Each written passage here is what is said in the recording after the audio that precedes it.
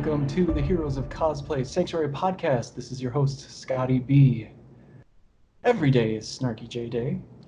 There is no build that does not showcase her talents as a cosplayer, and she continues to impress the community with her ability to create original artwork that is fun, detailed, and insightful. Featured on Geek Vibes, We Seen It, Florida Cosplay Digital Magazine, she is an artist, cosplayer, illustrator, foamsmith, and winner of Best Prop at Holiday Matsuri, the incomparable and wise beyond her years, Snarky Jay Cosplay. Thank you for that intro. Welcome to the show. It's good to talk to you. I know that I have probably spent a lot of Mondays in reference to you with Snarky Jay Monday, so it's a thing. But I've listened to a few podcasts and I've learned about your origin story, and I know that it is circulating around the interwebs. You've been on panels, you've been on YouTube and in podcasts this year. And one thing that I did want to talk about for your origin is actually that you are a commissioned artist and illustrator. And you're working on a piece of art for this podcast, which I very much appreciate. It's really, really good. Would you like to talk about how you got started as an illustrator? Yeah, so for me, I think my whole creative streak probably started with illustrating. I've liked drawing since I was a kid. I think one of the only times I've ever gotten in really, really big trouble was for coloring in the grout lines on the tile floor in my room when I was like 3. Um, I've always just liked to have, colored pencils and markers and everything in my hand. I learned to draw before I could write, so I don't know how to hold a pencil properly now. Um, it's been a big thing for me since I was a kid, and I've always tried to develop that with books or teaching or what have you. And I had a great art teacher my last year of high school. Brian Reedy was just such a help to me and gave me a big foundation for illustration. So I feel like when I'm not cosplaying, that's the thing that I'm always doing. For me, it's a really big part of my life, and I love to do it. Well, we appreciate it. Thank you, Brian, for all your work if you're listening.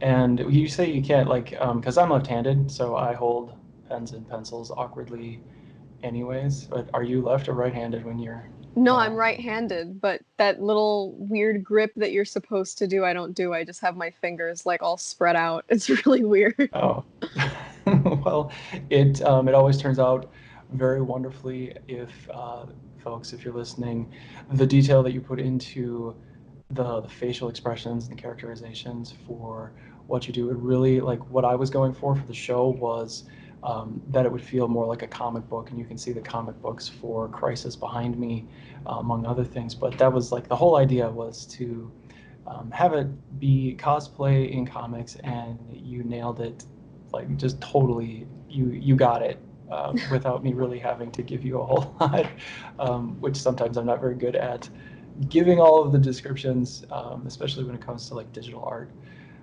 But it's fantastic. So thank you, and I I really hope... appreciate it. I'm having a great time doing it, so. You've been active in speaking at online events and meetups like those that have been available for MegaCon, and there was a Fan Expo HQ event not too long ago. You talked about costuming, you've talked about foam building, among other things. What do you enjoy most about being able to reach out to people through these online panels and events now that, we have a global pandemic and we can't really go to cons, but we can do things like this. We can podcast, we can attend online events. But yeah, what do you enjoy about that? For me, a big part of this has always been, or at least not has always been, but since I've, I guess, found my ground in the cosplay community, I've always loved, being able to reach out to people and not only communicate and bond over, well, we all like this character or this character, or we both want to build this, or we both have experience painting, with this material or whatever. A big part of it for me now has become getting to help other people or answer questions, because I remember when I was starting out, You know, I went to a couple of panels when I was going to conventions with my dad, and, you know, I was going to these panels to learn how to, you know, build out of foam or, you know, style a wig. And so many of the people that, you know, hosted those panels were people that were just, you know, so kind and wanted to help and share information. And, you know, I guess following wise, they were so much bigger than I was at the time, but they, you know, they didn't treat anybody like that. And they just wanted to help and pass on that information. And, you know, it was that kindness that I was met with when I entered the community that really drove me to find a place in it and continue with it, because I knew that there was this encouragement out there. So for me, I like being able to interact with people because, you know, if I can help you or answer a question, or, you know, even if you just want to talk about, you know, why you chose to cosplay this person, that's cool to me. You know, we're all in the same community, and it's the same, I think, love for characters and fandom that drives us to do this. So it's a really big honor for me to be able to be a voice out there speaking with the people. Yes, and you are very well spoken. Um, Thank you. every time we turn you on and we hear you, whether it's at a con or on a live or in a podcast, you just have a way of explaining things that's very relatable. So we appreciate that, and I think you know, MegaCon appreciates it too. They named you Cosplayer of the Month, Yes, which they is did. pretty cool. Would you like to tell us about that? I know they wrote up an article on you too, on their website. Yeah, they actually reached out to me on social media because I'm one of those people, like I'll tag them and everything. I'm a little bit obnoxious that way. In that, you know, I'm super unafraid to ask for things or tag you or, you know, tell you, oh my God, this is so exciting. I wish I was here, or like I would love to guest or whatever. You know, I've learned that you don't get anything without opening your mouth and communicating it to people. So I guess I had sort of gotten on their radar, and they reached out to me via social media and asked if I would be interested in that. And, you know, MegaCon Orlando is one of my favorite conventions, and I love the way Fan Expo HQ handles, you know, their accounts and stuff like that. So for me, I was super excited. And, you know, they asked me a few questions via email, and I wrote it up, and they put it on the website, and they sent it out in the newsletter for the month of June. And it was just so cool to me because I've seen the cosplayers of the month, and, you know, I've gone to MegaCon and I've waited, you know, an hour to meet some cosplayers before. And so for me, it's like, wow, like, you know, they actually see me and wanted to use me as their cosplayer of the month. It was a really big honor to be recognized by a convention that, you know, is so beloved to me. Yes, and well, I can see why they would want to recognize you as Cosplayer of the Month. You have so many different cosplays under your belt.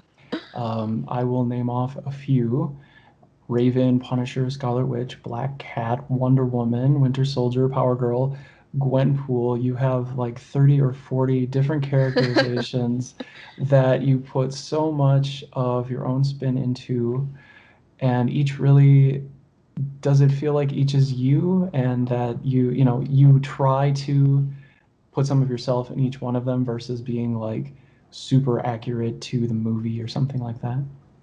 I think it depends. It really depends. Like there are some characters that I like to put a little bit of me into. But for the most part, I think I try to be as accurate as I can possibly get. Like, for example, I don't particularly like wearing Power Girl because I don't like the wig. I don't like having my hair in my face, and I also don't like just the way it makes my face look. I feel like I lose my edge entirely when I'm in Power Girl, and I'm very defensive about it. So it makes me feel kind of like, you know, out of it, out of my comfort zone. But for me, it was like, okay, well, this is what Power Girl looks like. So if this is her hairstyle, this is her thing, I personally want to adhere to that. So you know, with stuff like that, I try to stick close to it. Stuff like, you know, I'm working on Lobo from DC Comics right now, and that one's Oh boy. definitely, yeah, I'm so excited about that. I haven't been this excited about anything in a while, but that one is definitely gonna have a little bit more me to it. Um, but you know, characters like Winter Soldier, I think I've worked myself to death just trying to get as accurate as possible because I'm very, this is entirely like based on nerd stuff for me. You know, I like being in costume and I like posing and stuff like that, but the desire to do it definitely just comes from like obsessing over one obscure character that nobody else really cares about or is really all that relevant to the movie's plot or whatever. So I really try to stick to it just for my own mental being, I guess. So well, and I think, going on a little bit of a tangent here for Lobo is I feel like he should have a movie by now. He's He just should. freaking awesome. I love him I, so much. the comics are amazing. My brother-in-law actually turned me on to his character and just like all the stuff he gets up to. And he's kind of an a-hole sometimes, but he flip-flops, but just a really cool, fun character to get into. Yeah, he's I had seen pictures of him for years and I always thought he had because I also cosplay the Crow and I have like a thing for face paint and like cool symmetrical designs like that. And so I remember I saw him and I was like, this guy's so cool, like with the black and white face paint. I mean, he doesn't have face paint, that's just what he looks like, but you get the idea. And I was just, you know, the big boots and the spikes and the cigar, and I was like, what? And so I remember I had kind of like put it out of my mind. And about like 6 months ago, I saw him again and I was like, I forgot this guy existed. And I just like, I micro obsessed about it for like 2 months and just like read as much as I could and found all this background. And I was like, all right, it's got to happen. So I'm definitely excited about that. Well, that's cool. And I hope that cons will return very soon and that we can see that portrayal from Snarky Jay at a convention coming soon. I hope. Um, so we don't have cons right now. And you've mentioned before that going to cons really is kind of tough anyways. It's exhausting. It can be uncomfortable. You're dressed up in full costume and these aren't necessarily things that are designed to be worn for long periods of time. You've got really uncomfortable shoes. So how do you get through all of that every time you do it? Honestly, I've asked myself that question.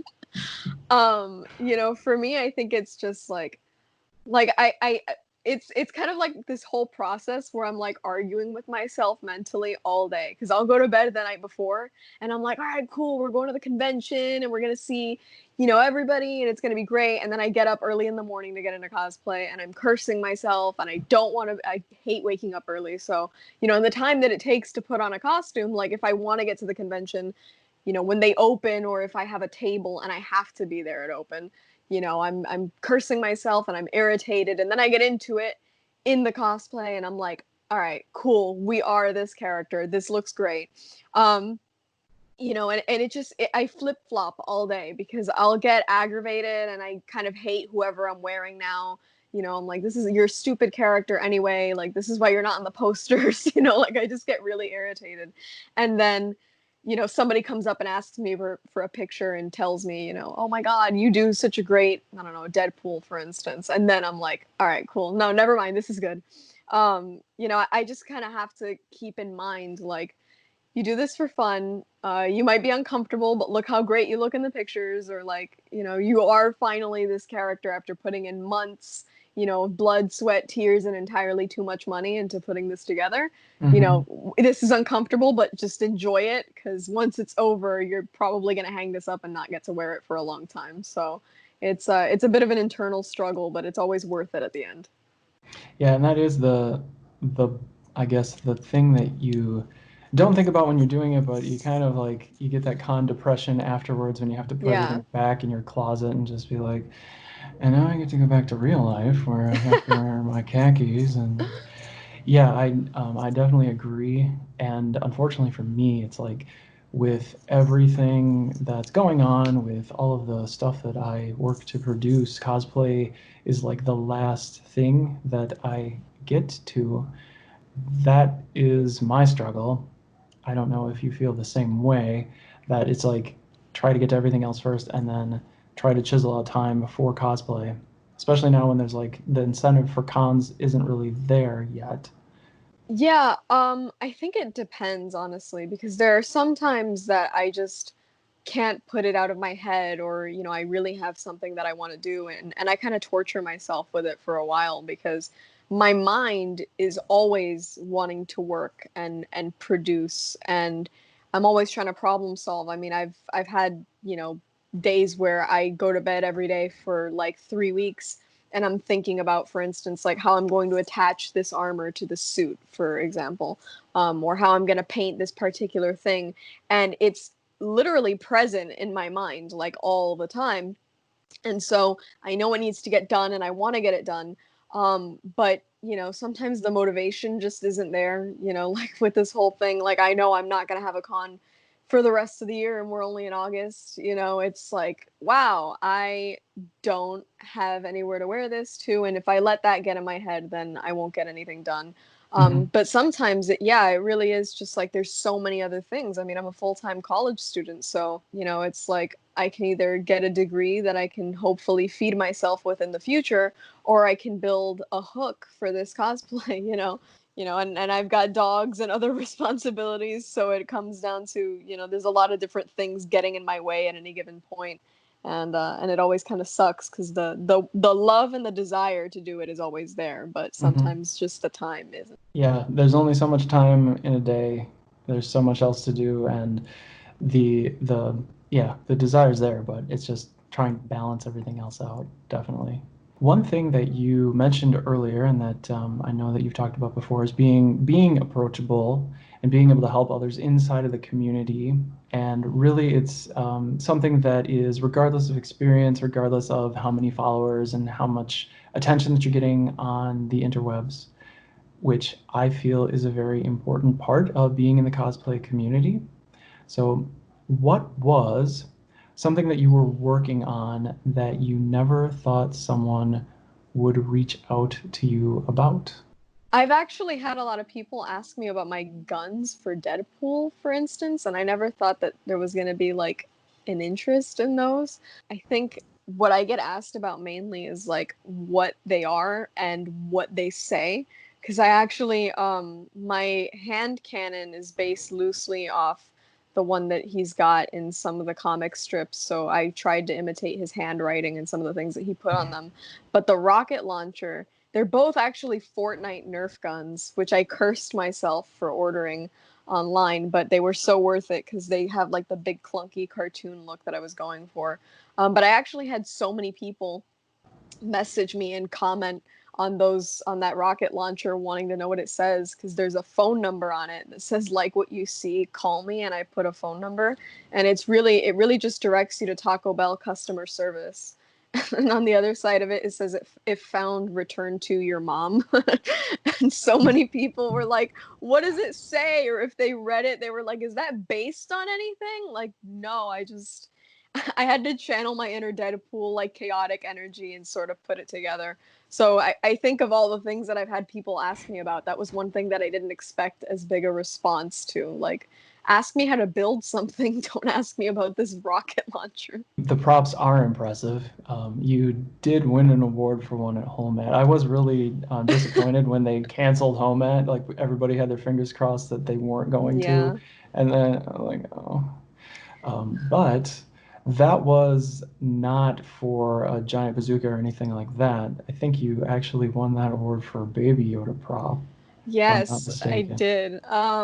When The Mandalorian came out, everybody, of course, was obsessed with him, and I have like a really big thing for like stuffed animals and cute stuff like that. I have like a lot of, I guess heavy metal type stuff that I surround myself with, and I try to put off, that kind of energy. But I love cute things, and so you give me this guy in a helmet, and I love him, and he's everything Boba Fett wasn't, and then he's got this little green baby, and I just like, I lost it. So, um, I was like, I've got to try and make one of these. So I bought this foam egg at Michael's, and I had this foam clay that was sent to me by the foamery, and I had I went to Big Lots and I bought these baby doll bodies, and I ended up, I made four of them. I made four, and the last one was the best one, and that's the one that won best prop, because I literally just sat there and sculpted, and I made a little dress. I don't know how to sew, but I kind of just like cut together this, kind of not great little gown that said baby's 50th Christmas on it. And I bought a stroller at Goodwill and I just decked it out, handle the wheel in Christmas decor, and that won best prop. And I was like, I almost thought it was a joke at first, because like it's not that I think it didn't deserve it. Like it was a good prop. I really did put in a lot of time, but there was so much talent out there and just a lot of big impressive props and costumes and things that were made. I mean, I entered because I was there and, my friend encouraged me to do it and it was fun. But I didn't enter expecting to win. And so I'm sitting there, unable to see or hear in my helmet, and they call out that Baby Yoda won the best prop. I ran up there with my phone and like a pamphlet in my hand or something. Like I didn't expect it, but it was such a highlight. It's always those kinds of things, like they can be so rewarding internally when they just kind of like you're not expecting it and it happens and you're like, oh, I bet a lot of other people might be upset with this, but okay. And Somebody it's a yelled at great me as I walked out. oh So no. yeah. Um, but yeah, I mean it not to for a certain discount all the work that you did put into it, because I think people forget about that. Like even if it isn't like this gigantic 12.5 foot long foam or 3D printed sword that has Right. been painstakingly painted and etched for possibly a year, that there's a lot of thought that goes into these things. Like you had to, like you clearly you had to do some innovating. You had to like think outside the box to do this. You didn't just go to the store buy Baby Yoda off Etsy and kind of rearrange things. You put the whole thing together. And if I'm judging that, like I'm saying, okay, well, look at all of the originality, and certainly it's just fun. I think that has a lot to do with it too. If it's more unique and fun. Um, you have been quoted. Well, I'm going to quote you from Instagram. I hope that's Oh okay. God. You Yeah, go have ahead. said, if there's something you're avoiding doing or something you're majorly procrastinating on, take this as a look at your cue to get to work. So, how do you stay on track with your cosplays? And do you see procrastination as a cosplay problem? Does it plague the industry, do you think? I think we all procrastinate on everything. So I know for sure that procrastination is an issue. And I've definitely, when I was first starting out, I built this Boba Fett that I try not to even think about because it was just such a disaster. And the night before was when I decided to try and figure out all the attachments, which was a mistake. And I remember sitting at my kitchen table in tears with my mom trying to figure it out with me. And the next morning that I put everything on, she took a look at me and she said, "Let me tell you, the next time that you decide to put this all together the night before, you and I are going to have a big problem because I never want to deal with that again." So I've tried to not procrastinate, but it definitely is. And for me, I don't think that it's so much procrastination. I think it's just that it sounds really dorky to say it, but I'm a geek first and a cosplayer second, I think. So for me, it gets to this point where I see this character and I love them and I really want to do it, and I think about it and I start working, and then I find something else or I remember this other thing that I really liked 3 years ago, and it's just like when I love so hard that I just like I'll delve immediately into think about something else. So for me, it's not even so much that I procrastinate on anything anymore. It's just like I get so easily distracted by all the things that I want to do that I can't bring myself to do one thing. And sometimes it ends up like, okay, well, for instance, I can't focus on working on Lobo's hook, but I'll Mm. go and paint the pants for Emma Frost. Like, it's not even that at this point. Now it's like, I have 18 different things that I want to work on and I'm overwhelmed, so I'm just not going to do any of them. That, yeah, it does get like there's so many things you want to get to, and then like when you have to negotiate with yourself to pick one, it gets very just uncomfortable. Yeah, But usually, my tip is go with whatever makes you the most anxious first. That's that's true. that's kind of how I work it out. I'm like, okay, so which one of these things, when I think about them, really gives me a panic attack if I don't do it right now. So I just kind of go from there, and it really does. Like you feel so good once it's done. Yeah. That's the fun, I guess, the reward that you get from working so hard on things. Your Mandalorian armor, and I love hearing about this project because Boba Fett has a very special place in my heart.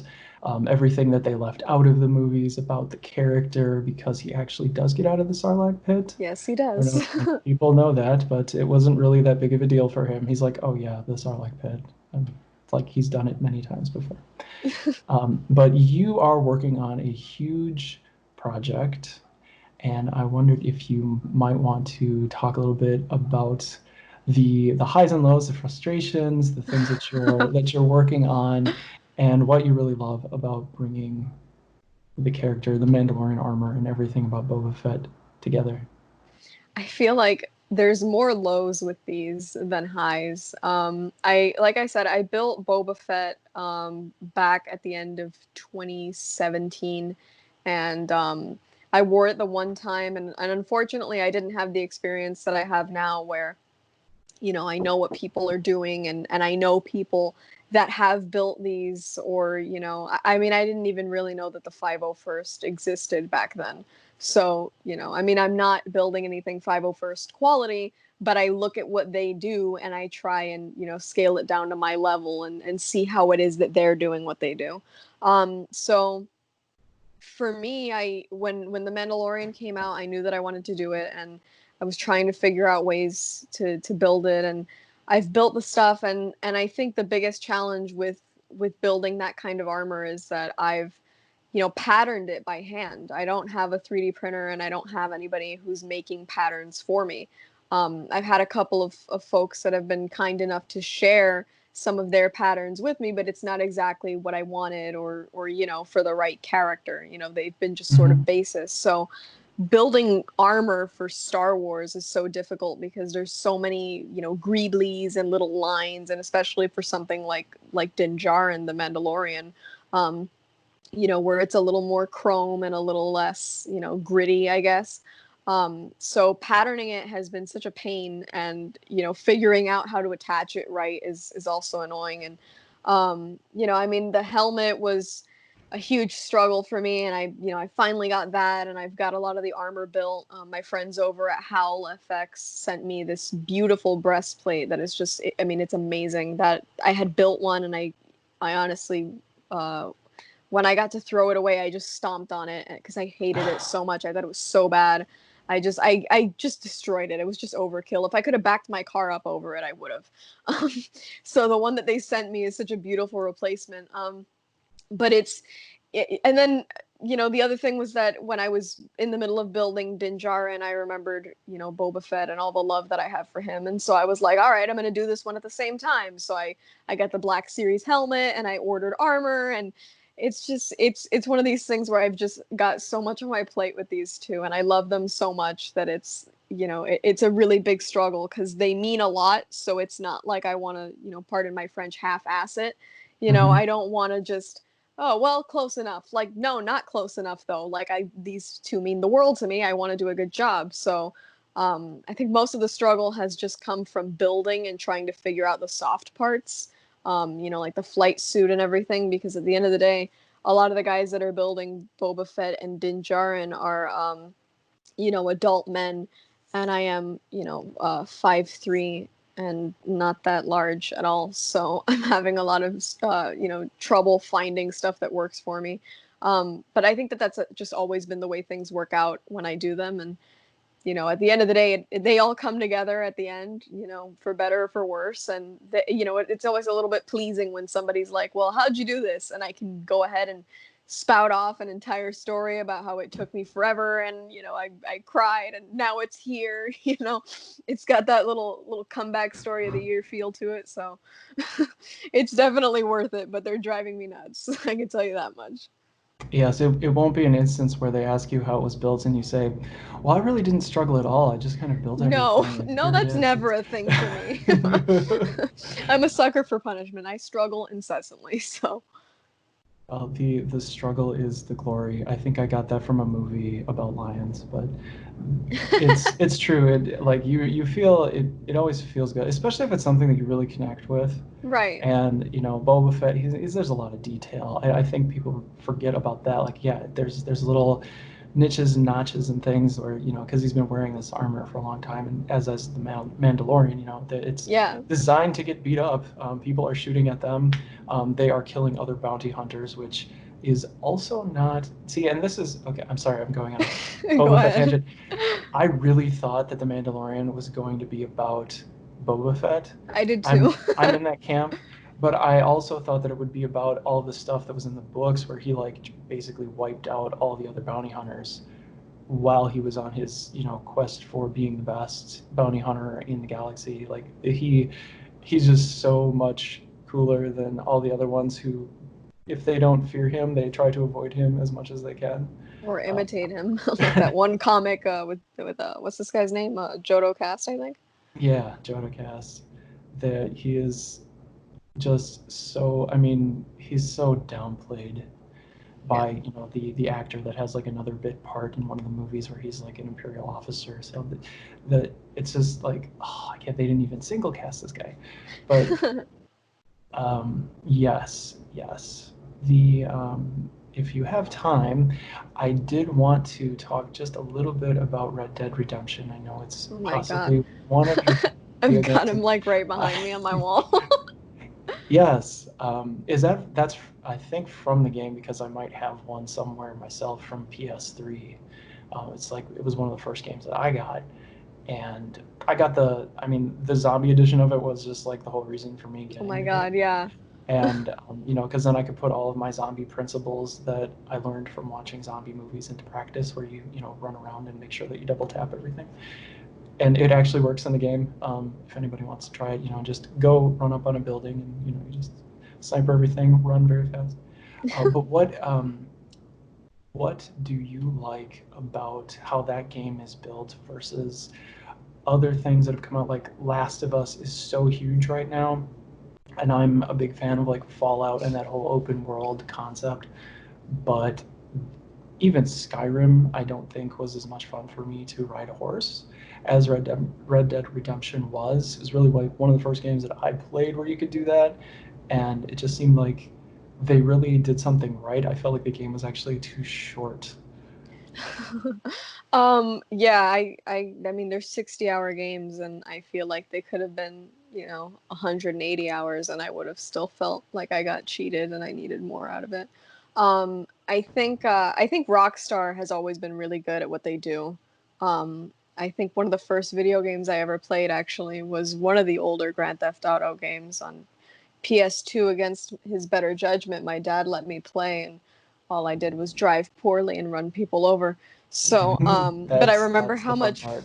yeah, I remember how much fun it was. And, when I had to go back to playing, my little Bratz games and stuff, I was like, where are the cars? Why can't I hit anybody, Um, but I think that the best things about Red Dead Redemption are just that, they're made so true to the genre. They're so perfectly Western without being, a parody. I mean, I remember when the game was huge, I had a lot of, acquaintances and stuff that would, see my cowboy boots and make jokes and, be like, ah, that's so funny. Are you wearing those ironically? Like, no, this is legitimately how I like to live. So for me, I like to see when somebody takes a Western and makes what they used to be, not this, funny, haha, big 10-gallon hat. Aren't we all having fun just being stupid in a saloon? Like, no, they are good. They're gritty, and John Marston is written excellently. And when you go back and when you play Red Dead 2 and see who he was 10 years before that, it really just ties the whole thing together. I mean, it really Mhm. is like a beautiful, beautifully well-made game. And it's the story itself. I mean, the mechanics are great. I love the mechanics. I have no complaints about the mechanics. I think the horse riding is really cool. I like that you bond with the animal over time and get better performance, I guess, out of it, depending on how you treat it. That's cool. But for me, I think just the story is the best part about Red Dead 2, because they gave you the first one and you connect with it, and the ending was shocking to me. I played Red Dead 2 way after it had come out. And I remember I was just so into it. And I still go back. I'm sorry, Red Dead 1 was the one that I played way after it came out. And, Mm-hmm. I was just so enthralled by it, and I didn't know what was going to happen at the end. And so I was shocked and traumatized. And then I get Red Dead 2, and I remember when they announced it and they were like, oh, it's a prequel. I was like, oh, cool, more John Marston. I love him. And then they were like, no, but you're going to play as this other guy, Arthur Morgan. And I was like, ugh, no. And I still bought the game on opening day. And 2 minutes into it, I was like, I love this Arthur guy. This is amazing. And I love it so much. And I've cried at the ending all 3 times that I've finished it, which is so not me. I don't cry for anything. And I make fun of my dad, who cries at a lot of movies. So, for me, sobbing openly while hugging, a pillow at the end of Red Dead 2 is so out of character. Um, but they're brilliant games. I still play them even when I need a little pick me up or whatever. I'll just go ride through the countryside and just kind of enjoy what I can't do in real life. So Yes, it's nice when you can kind of flip the game on and you don't have to feel like, so once upon a time you turned the game on and it was very platform based and you kind of had to start and finish the game, whereas now it's so open world. yeah, It can be what you want it to be for that amount of time that you have. It's just, and this, I mean, Red Dead 2, Red Dead, like the whole series, it really does that very well. You don't feel like you need to like get back to the game. You can just go on tangents, and you still have a lot of fun with the game. yeah. As we come to the end of our show, which is always sad, and I always say thank you so much for your time. And I know that you have things that you are getting to later on, so very much thank you so much for being part of season 2 of Snarky, and for everything that you do in cosplay. Truly an inspiration, and it's just amazing, your art and your cosplays together. Very cool, very exciting what you're going to be doing later this year and just ongoing. Um, for you, what is your biggest cosplay inspiration? And what do you feel impacts, or what do you feel cosplay impacts within you? I think just my inspiration, like I've said, it just comes to me from my love of the things that I relate to. I've never cosplayed anybody whose design didn't resonate with me. I mean, there are certain characters that I don't really identify with. For instance, I don't identify with Catwoman at all. I don't think I'm that slick or that cool, and I also don't love Batman as much. So but I love the design. The design resonates with me. I enjoy wearing it, and I like the character, so there's that. But for me, it just comes from loving these characters and these worlds, and I guess wanting to escape to them, because I mean I'm not a cowboy, I'm not a soldier, I'm not a super soldier with katanas or anything like that. But for me, it's escaping to that and getting to portray it, getting to embody it, is always such a big deal for me, and it inspires me when I look at these characters and I see what they're about. And a lot of them, for instance, Din Djarin is a bounty hunter, and it seems like he's made mistakes in the past, and but he's got a code of honor and he respects Mm-hmm. his way, and that to me is like, wow, okay, cool. I identify with this, and that's what I want to embody, and I want to be able to portray that at conventions and talk to people who are like-minded and love it too. So that's always inspired me. I forgot the second question. I went off on a tangent. I'm sorry. Well, I think you've more or less answered both. Your biggest cosplay inspiration, and what do you feel impacts cosplay within yourself? Yeah, yeah, that's pretty much it. Just what I love about it, what I love about the characters. That's what drives me to do what I do. If it wasn't for the love and respect that I have for these characters and the worlds that they exist in, I don't think I would put in the time that I have into doing this. Like I said, I'm a geek first and a cosplayer second. I didn't start cosplaying because I loved what I look like in costumes. I've I've developed and grown to like what I look like in costumes, and I've liked being in costume, but it's always just been about I love this character and I want to be them for a day. I want to know what that's like. Absolutely. I do. I can definitely relate to that. And I think that it's great that you pick the characters that aren't just the ones that are going to be the best for your feed or for the photography or what everybody else is doing, but it's part of you. It's the fandom, it's the escape, it's what you want it to be. So that's perfect. Where can we find you and how can we support you, Snarky Jay? So I am on Instagram at Snarky Jay, Jay Cosplay. I'm on Facebook at the same name. Yeah, I think it might have some spaces in it, but you find it either way. Twitter, Snarky J, the letter J, Cosplay. And I think that's it. That should be where I'm at. Support wise, you can follow me, you can DM me. If you have questions about commissions, those are usually open. You can message me about that. But yeah, just the follows, the likes, and the comments, and getting to talk to everybody. That's all the support I need. And thank you so much. And yes, we will also have all of that in our show notes so that you can follow and like and support Snarky J with everything that she's doing. And definitely we recommend her on the show. As an artist, if you're looking for a commission, do check to see if she does have a little bit of time that you can work with her on something like that. It is absolutely amazing, fantastic work. And for any of the other podcasts that we can find that you've been on, we'll make sure to put those in the show notes as well. If anybody is more interested in getting to know a little bit more about Jay and the different things that she's doing. So that is all we have for you today, folks. Thank you, Jay, so much for being on the show. Thank you for having me. And thank you so much for everybody listening. This is Scotty B with Heroes of Cosplay Sanctuary Podcast.